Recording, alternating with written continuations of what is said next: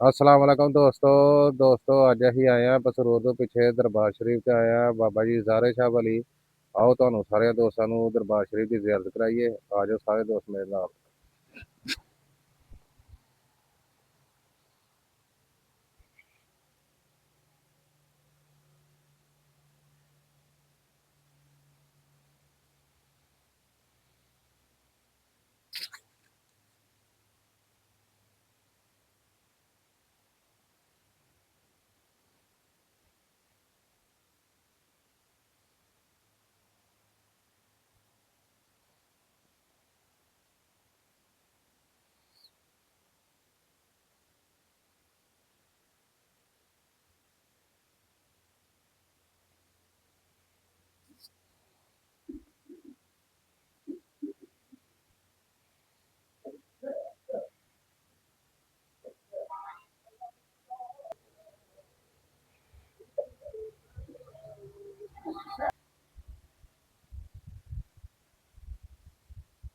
ठीक है दोस्तों, सब दोस्तों की गुजारिश है चैनल को ज़्यादा से ज़्यादा सब्सक्राइब करो, लाइक करो, शेयर करो ताकि मेरे आने वाली वीडियो तुहाडे तक पहुँच सके। ठीक है दोस्तों, सब दोस्तों को मेरे वालों अस्सलाम वालेकुम।